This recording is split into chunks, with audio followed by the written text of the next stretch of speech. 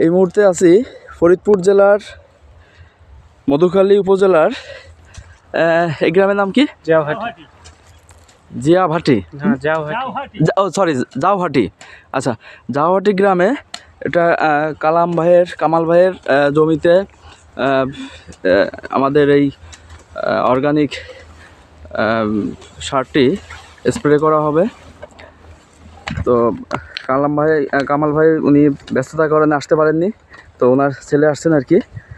উনি এই জমিতে স্প্রে করা হবে এবং এটা স্প্রে করার পরে কি রেজাল্ট আসে, এই যে তার এই ধনিয়া গাছটি এখন এই অবস্থায় আছেন, তো এটা স্প্রে করার পরে কি রেজাল্ট আসে, এটা 25 থেকে 28 দিন সময় লাগবে এটা রেজাল্টটা পুরোপুরি পেতে।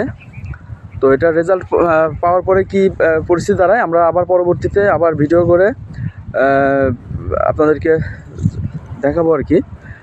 আর এটার কিন্তু একটা শর্ত আছে যে এটা স্প্রে করার পরে কিন্তু কোনো সার ব্যবহার করা যাবে না, কোনো প্রকার কোনো সার ব্যবহার করা যাবে না এবং জমিতে রস থাকতে হবে, সেচের ব্যবস্থা করতে হবে। কারণ হ্যাঁ, এটা সেচ দিতে হবে যাতে করে পর্যাপ্ত পানি পায় গাছে।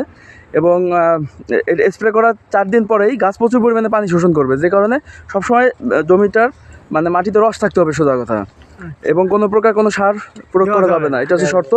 আর সেচ দেওয়ার আগে অবশ্যই ড্রামটা ভালো করে গরম পানি দিয়ে হুইলের গুঁড়া দিয়ে অর্থাৎ ডিটারজেন্ট পাউডার দিয়ে সুন্দর করে ধুয়ে নিতে হবে, তারপর এটা স্প্রে করতে হবে। কামাল ভাইয়ের ধনিয়ার ক্ষেতে আজকে আমাদের চায়না কোম্পানির নিউট্রিয়েন্ট অর্গানিক প্লাস সারটি প্রয়োগ করা হবে, স্প্রে করা হবে।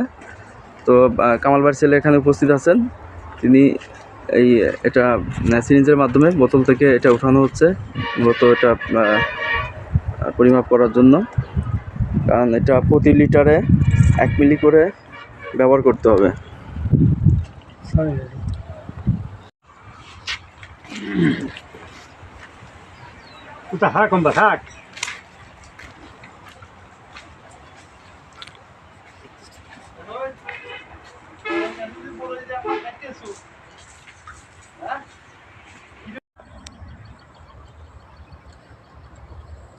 আপনারা দেখতে পাচ্ছেন যে এখানে স্প্রে করা হচ্ছে চায়না কোম্পানির এই নিউট্রিপ্লান্ট অর্গানিক ফার্টিলাইজার।